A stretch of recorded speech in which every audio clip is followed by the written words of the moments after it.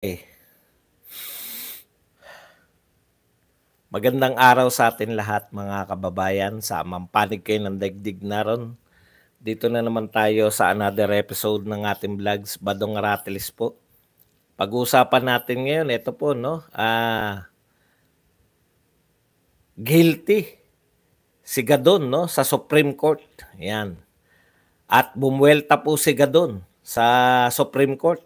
Hindi naman sa Supreme Court. Bumuelta po siya sa mga nang-aasar sa kanya na siya ay guilty. Representative Pulong Duterte, balak pa imbestigahan lahat ng EJK. Hindi lang po yung nangyaring EJK o buinuweltahan kayo. Lahat ng EJK for the last 25 years. Gustong paimbestigahan ni Pulong Duterte. Senate President, bagong Senate President Quezon Escudero. Bakit defensive ka sa pagsasabing walang kinalaman ng Malacanang sa pagpapaupo sa iyo?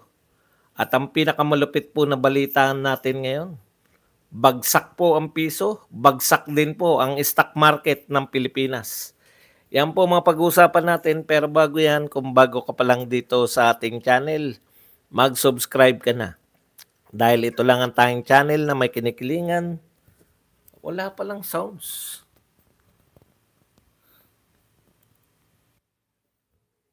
May kinikilingan, may pinapanigan, una sa balita, huli sa impormasyon, kaya ano pang hinihintay nyo? Pindot na, okay. Unahin na po natin, no? Nag-iikot po sa Mindanao si Pangulong Marcos, namimigay ng ayuda. Diyan po sa iba't ibang parte ng Mindanao, no? Napunan nyo ba? Ang dami pong pinamimigay na ayuda, pero wala pa rin pong malinaw kahit po yung mga pumapasok dito ng mga trolls. Isa lang po yung tinatanong natin, no? Ito po, ganito lang po natin atakein sila. Panay ang atake nyo sa Duterte. Magsabi lang kayo ng isang proyekto ni Pangulong Marcos. Alam po ninyo, mahirap pong isustain na ang tanging visible na project ng Pangulo ng Pilipinas ay pamimigay ng ayuda. Very busy sila ni Martin. Kung saan-saan. Hindi po sustainable yan. Wala pong bansang umunlad na namimigay lang ng ayuda ang pinangapanahing trabaho. Lahat po ng mga Southeast Asian countries, boom po ngayon yung mga foreign investments. Ang dami po nag-invest sa mga kapitbahay natin.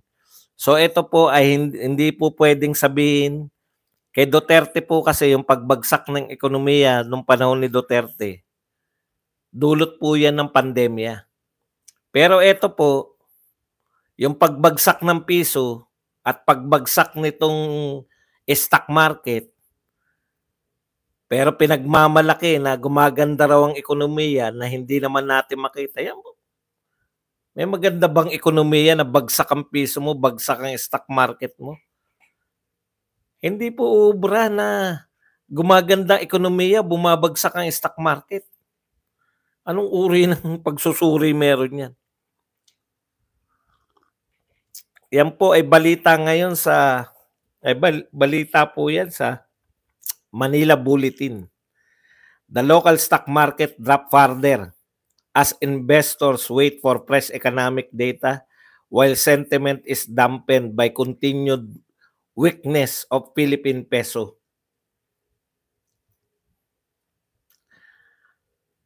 Ano po ang solusyon dyan? Mamigay ng ayuda. Wala tayong magagawa eh. Yan ang ating presidente.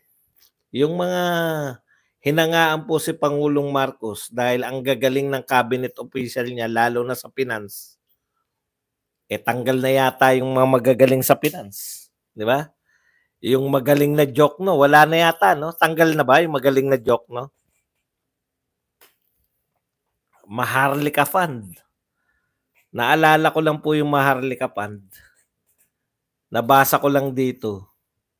Kumusta na ba yung Maharlika Fund? Pera po ng taong bayan yan, no? Pera ng mga bangko. Yung pinampuhunan dyan, nakatenga pa po ba yan o nauubos-ubos na? Kasi naalala ko nung BSP pa si Benjamin Diokno, kahit nagbabagsakan yung mga pera ng ibang bansa, nagagawan niya ng paraan, 'di ba? Yung mga napagkakasya ba, yung mga dollar na pinapasok ng OFW, na pag ano yun, nagagawa ng paraan ni Benjamin Diokno. Kaya hindi tayo gaano ano na yun pandemic pa. Speaking, no, congratulations po kay kay Pangulong Duterte. Ano po ang sabi ng Okta Search? Gulat na gulat sila, kinukumpara nila. Ang layo ng trust and approval rating ni Pangulong Duterte sa kasalukuyang gobyerno. Si Pangulong Duterte 80 to 90% kahit daw nasa pandemic. Yun po yung yung alam nyo, yung Pangulo po dapat inspiring yan sa tao. Makikita nyo po yung rating ng Pangulo kung nai-inspire niya yung tao. 80 to 90% ang trust rating ni Pangulong Duterte. Kahit na nasa gitna tayo ng pandemya, kahit bagsak ang ekonomiya natin. Alam niyo kung bakit? Nakikita ng tao na buong tiwala sila na alam ni Duterte yung ginagawa niya, naniniwala tayo na kaya tayong iahon ni Duterte.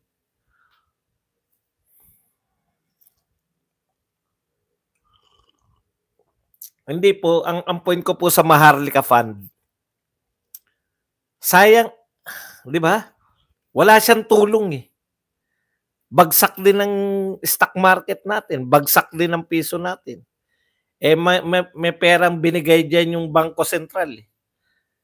Baka ngayon pa, hindi ako ekonomista Pero may nilalaro sana yung Bangko Sentral na pera.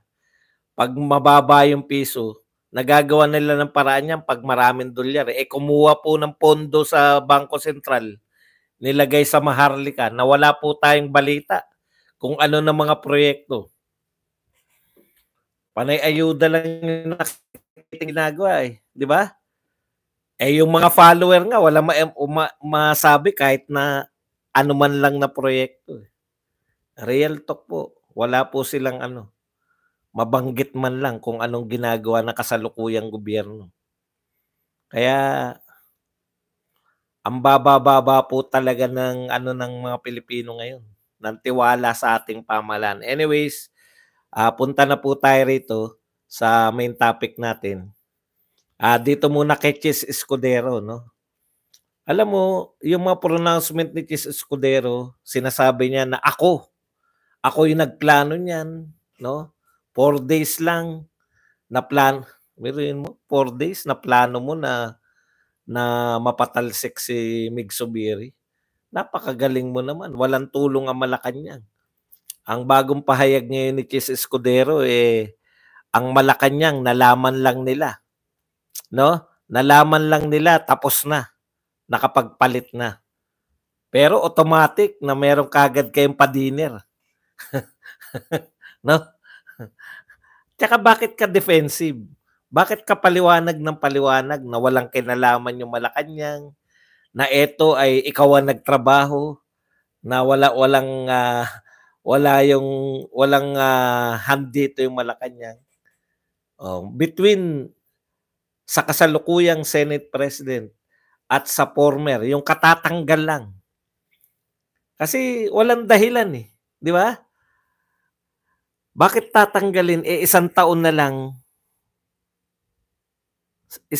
lang eleksyon na uli.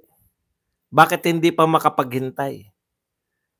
Anong sabi ang sinasabi mo, trinabaho mo. Mamili kayo sa former Senate President at sa kasalukuyang Senate President. Sabi ng kasalukuyan, siya nagtrabaho ng lahat, walang kinalaman na Malacanang. Napa-oo niya yung mga senador na yun na walang hand yung Malacanang. Samantalang yung former Senate President ang sinasabi, kaya siya tinanggal sa pwesto dahil hindi siya sumunod sa powers that be. Hindi siya sumunod sa nakakataas. Sa madaling salita, hindi siya sumunod sa iyon na nga. Kaya bahala na kayo kung sino po. Ako tatanungin nyo, mas pinaniniwalaan ko yung kaya tinanggal dahil hindi sumunod. Obvious naman eh. Kaya nga kayong tatlo, nagkandara pa, bigla kayong umatin kay Bato eh. Dahil obvious ng utos ay ipatigil. Lahat ng pronouncement, pati ni Subiri, ipatigil. Chis Escudero, ipatigil. Si Dinggoy, ipatigil. O, di yun ang utos. Kayo naman, no? Kaya pag mga ganyan ang pinagmulan mo, Chis Escudero, na parang yung mga Pilipino ay hindi marunong mag-isip, mahihirapan ka mamuno. Hindi kami bibilib sa'yo. Ang pinagmulan mo, ano kagad eh. Binobola mo kami kagad eh. Okay. Ito po ang magiging sukatan natin. Hindi nagawa ni Subiri yung magtsatsa.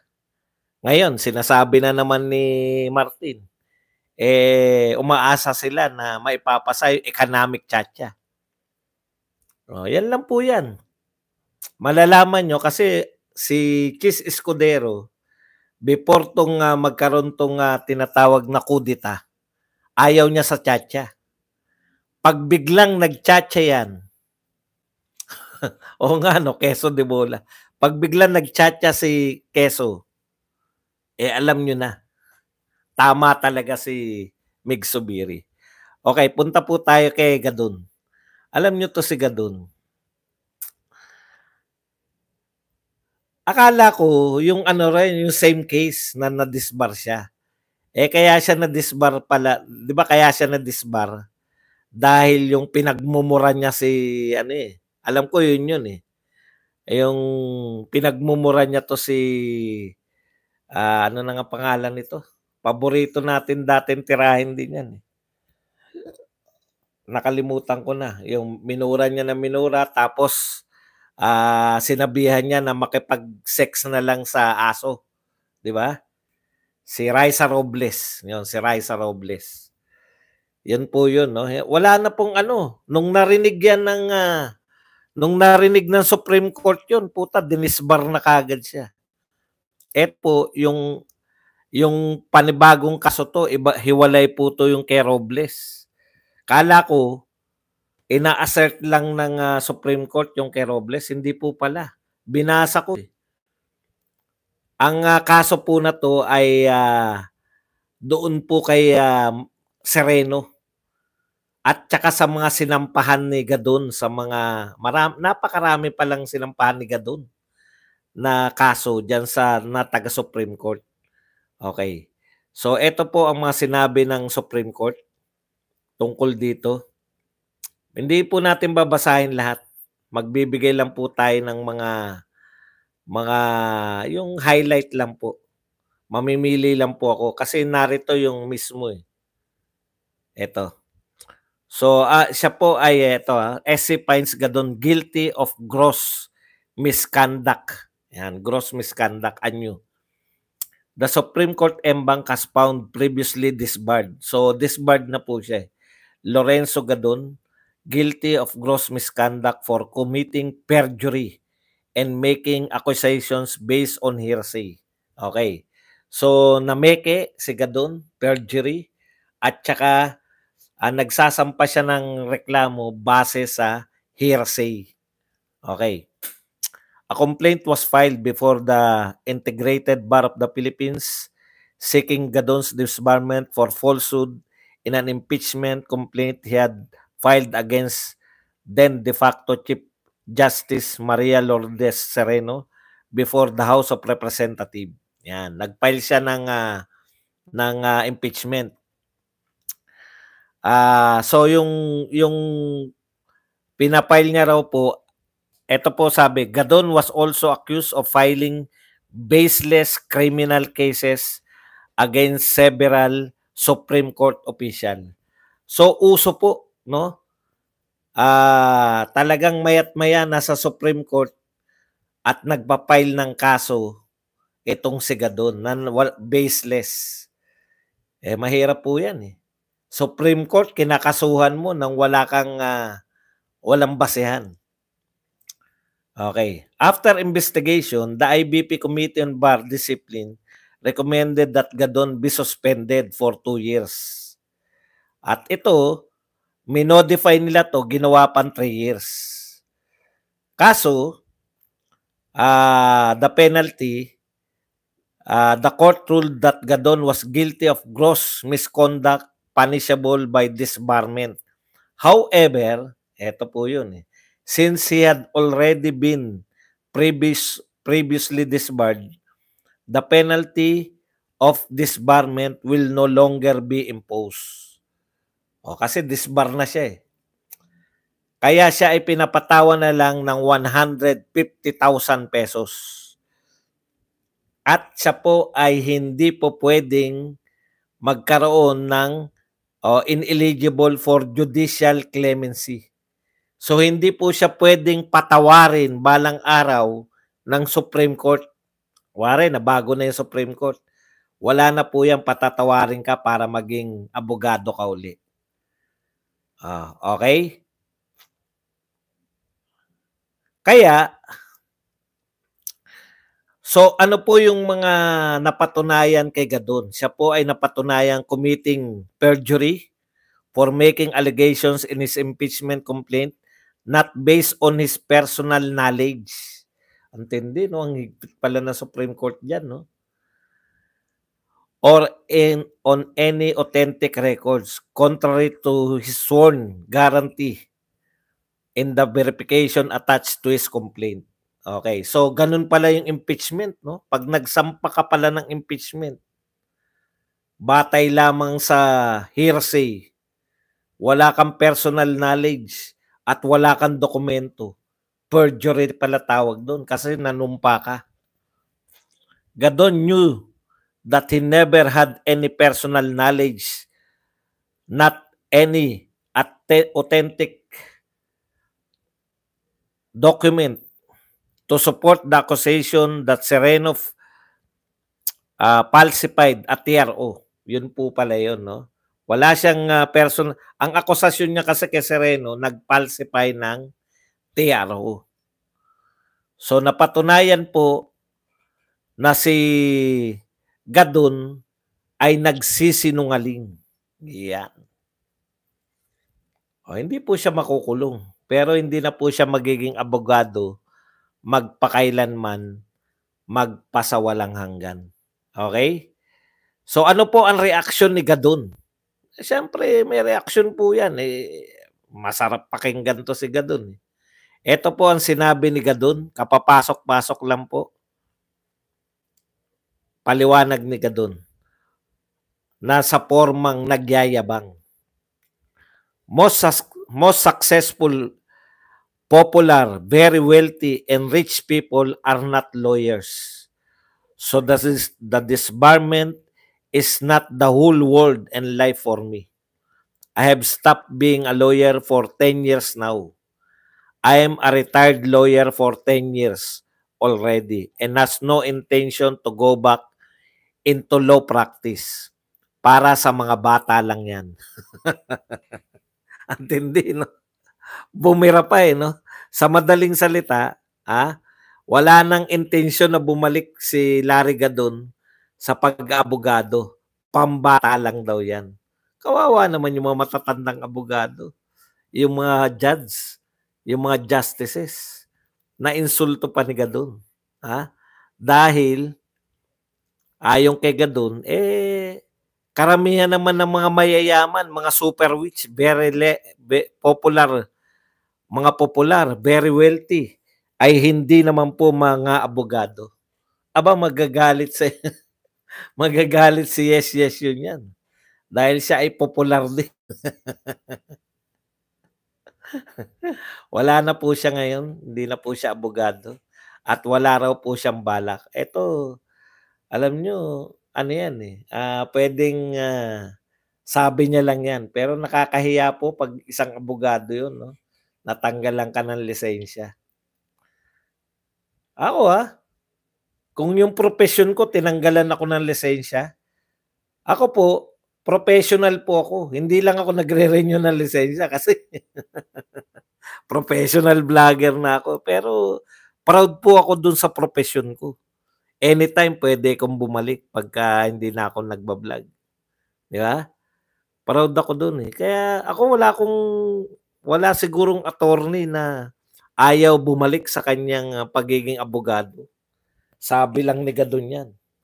Pero ang pinakamabigat dun hindi naman yung kayang-kaya mo yung 150,000, eh, 'di ba? Ang mabigat po dun yung napatunayan na ikaw ay isang perjurer at ikaw ay nagsisinungaling. Yun po ang pinakamabigat dun. So, balik na tayo rito. So, kung napatunayan ng Supreme Court na ikaw ay mahilig magsinungaling at mahilig mameke, ano tawag sa'yo yung mga pinagsasabi mo lately? Alam niyo 'no, ang galing ng ano 'no, divine justice 'no. Nag-iingay si God ngayon dahil gusto niyang tulungan yung mga vlogger na walang kakayahan yata pabagsakin yung popularidad ni VP Sara. Kaya enter si Gadun. Okay. Sa mga tuwan-tuwa po 'no, sa mga tuwan-tuwa po na, anong tawag dito, na mga loyalista, mga vlogger, mga supporter, na bumaba po si VP Sara at naungusan ng 1 point ni PBBM. Actually, hindi naman po sinusukat kasi magkaiba naman sila, eh, Vice President, yung isa President, hindi po sila magkalaban sa popularidad. Kung gusto mong, sukatin yung approval rating mo at saka trust rating, sukatin mo sa kapwa mo presidente. Sukatin mo sa tatay. Ang layo mo, eh, 'di ba? Ang layo. Sabi nga nung taga-Okta Search, si Duterte panahon ng pandemya, 80%, 90%, 'no? Ngayon sa'tin walang mga pandemya ngayon. Dapat maunlad tayo ngayon kung maayos, eh, wala, bagsak ang ekonomiya, wala pong masisisi. Hindi po pupuwedeng isisi yan sa pandemic, hindi puwedeng isisi yan sa giyera. Inabutan mo na, ganyan ang sitwasyon, eh. Saan natin sisisihin yan? Alam niyo na. Patunay po, patunay.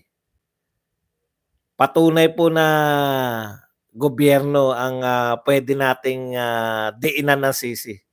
Yung mga pumapasok dito, isa lang ang tanong natin, 'di ba?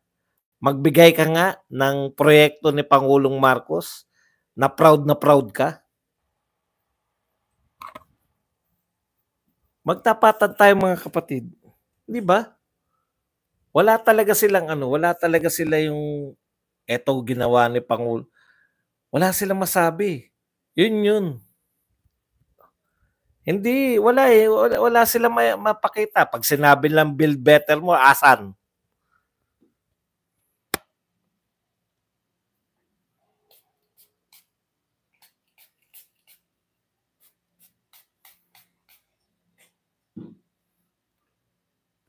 Hindi lang po kamay, malaki rin ang aking sa baba, sa paa. Akala niyo kung anong baba, malaki rin po yung sa baba ko, paa. Ay oo, malaki po kasi yung iba 'di ba, isa lang yung kayang dakmain. Eto po, kaya pong 2 dakmain ito, sabay. Kaya pong 2 dakmain na sabay. Yung mga apple, 'di ba, 'pag kumukuha ko apple, 2 kaagad, eh. Walang hiya ka. Okey, punta na po tayo rito sa ano, sa, ito kay, Pulong. Pina-receive na po ni Pulong 'no, Representative Duterte 6 House probe on quarter of a century EJ case, 'no? Lahat po ng AJK, alam niyo po, eto kasi ang gusto nilang palabasin, eh, 'no? At tayo po ay, ang buong Pilipinas po ay nilalagay ni Representative Pulong Duterte sa realidad, 'no? Hindi hindi lang sa panahon ni Pangulong Duterte nagkaroon ng mga AJK, 'di ba? Meron din sa panahon ni Pinoy, meron din sa panahon ni Gloria, meron din sa panahon ni Erap. So 25 years yung gusto niyang imbestigahan, damay-damay na kayo. 25 years, sino ba mga presidente niyan? Kasi tinitira niyo sila parang alam niyong gustong palabasin ng mga hinayupak na tumitira sa mga Duterte. Parang akala mo yung Pilipinas paraiso bago dumating yung Duterte, na naging malademonyo na nung panahon na ni Duterte. Hindi po totoo yan, baliktad po. Before Duterte, wala po talagang parang parang ganito lang, parang, may nanalo ng presidente, dapat hindi na kayo nakikialam, okey na yan. Ang hindi naman natin masasabi na si President Marcos ang pinakabanban. Still si Pinoy pa rin, 'no? Ako sa tingin ko, si Pinoy pa rin. Kaya lang ang pagkakaiba po, sinundan niyo si Duterte. Imposibleng hindi kayo makumpara. Yun, eh. Yun yung problema 'pag ang sinundan mo super gano'n kagaling. Tapos may pronouncement ka kasi, Mr. President, na itutuloy mo yung trabaho ni Duterte. Kaya tayo nagkawindang-windang, eh, nung buhat nung nagsarili ka na ng diskarte.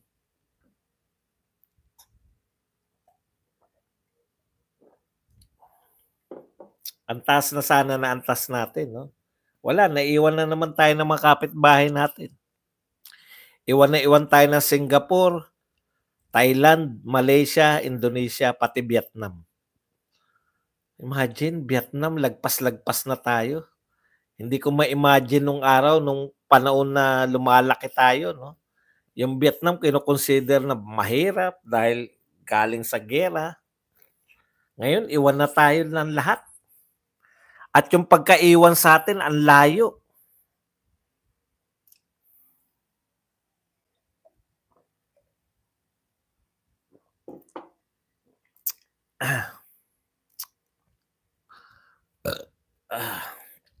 Okay. Yung kawalan ng ano, kasi kaya ito po, para matauhan din kayo, 'no? Hindi nagkaroon ng, ibig niyong sabihin walang AJK before Duterte? Gusto ring imbestigahan ni Duterte. Damay-damay na. Mga buwisit kayo. Hindi pumapalag si Duterte pero iimbestigahan niya rin lahat ng AJK na nangyari before yung tatay niya. At eto pa, yung AJK sa panahon ngayon, kasama yung panahon ni Marcos. 2 years na, eh. Yan nga sinasabi ni ano, bakit wala ba AJK ngayon? Akala etong gobyerno na 'to, 'no, ang lakas makasita, 'no, ang lakas mag-imbestiga. Hindi niyo naiisip kayo ang nasa gobyerno, kayo dapat ang, sinisitan ng taong bayan. Wala nga kayong maibigay na maganda na proyekto niyo na talagang magiging proud yung ano, eh, bukod sa ayuda. Eh, ang ayuda never naman po na maging extrajudicial killing. Sabi ng human rights, hanggang ngayon daw meron. Yan, kaya imbitahin niya yung human rights.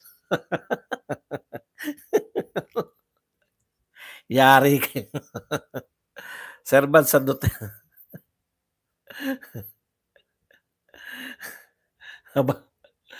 nabaliktad na kayo. Kayo na ngayon iimbestigahan ng AJK.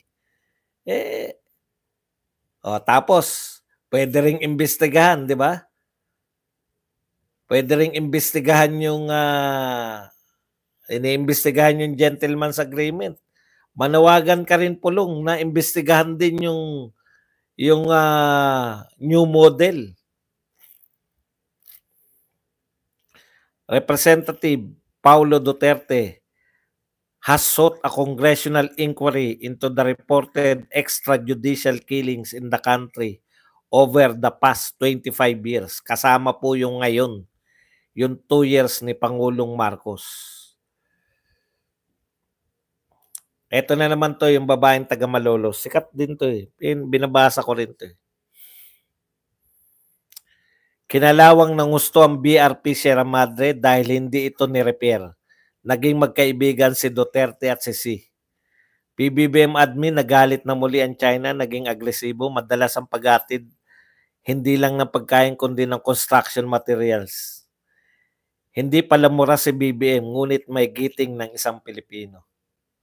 Hindi pala mura at may giting, bakit ninyo inaangalan yung diskarte ni Duterte? At hindi totoo na hindi tayo nag-repair. Ayan nga oh. Sinasabi na nga ni Lorenzana oh. 'Di ba? Pinaglaban nga eh. Nag-repair nga tayo eh. 'Di ba nakikinig ba kayo sa hearing? Sinabi ni Lorenzana na nag-repair tayo kaya nagalit yung China. Binomba tayo minsan lang. Pero sinabihan sila natin. Bakit na kami bubombahin? Inaayos namin yung quarters ng mga sundalo namin. Ngayon, ang tanong ko lang, nakakapag-repair ba tayo ngayon? Alam nyo, parang hindi naman kayo kahapon lang umupo eh. 2 taon na kayo eh. Dakdak kayo ng dakdak na matapang kayo na kayo magiting. Nakapag-repair ba kayo? Sinisisi nyo si Duterte pa rin dahil hindi nabubulok yung Sierra Madre. 2 taon na kayo namumuno, may na-repair ba kayo? Ano sabi ni Pangulong Duterte? Stop complaining. Repair it. Kung matapang ka, repair it. Ano yan? Lagi kayo ang sisingulan sa Duterte? Pwede na kami maningil ngayon. 2 taon na kayo eh. Lahat ng gusto nyong gawin dyan, ang kining yan, gawin nyo lang. Dakdak kayo ng dakdak. May gentleman's agreement kasi. Ano ngayon? Pinawalang sala na nga. Di gawin nyo. Kung anong gusto nyo. Huwag kayo makipag-usap. Wala namang posisyon. Pag binomba naman, hayaan lang. Wala naman kayo nagagawa rin eh. Panay kayo po na, nabulok na. Nung panahon ni Duterte, nabulok putang. Minana na ni Duterte na ganyan yan. O ngayon, binubulok nyo. Gawin nyo. Magdala kayo rin ng ng mga pantapal na yero. Pagkain nga, binubomba na kayo. Di ba? Nakakatawa talaga. Ito talaga nakakatawa. Meanwhile, bagsak yung ating piso, bagsak yung ating stock market. Oh. Ano sabi ng mga... Kasi, alam nyo, hindi na... Yung mga mahihirap, wala nang pake diyan sa stock market, wala nang pake diyan sa piso. No? Ang pakialam lang nila pag tumaas yung presyo ng bilihin. Pero yung mga stock market, ang sino po may pake diyan? Yung middle class. Pag yung middle class humirap, yari kayo lahat. Thank you very much kay Hapon na nagbigay ng 1,600 yen.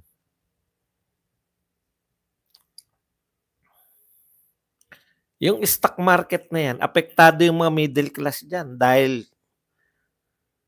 maraming nag-i-invest dyan sa stock market eh. Mas malaki kasi kitaan dyan kaysa dito sa ilalagak mo lang pera mo sa bangko.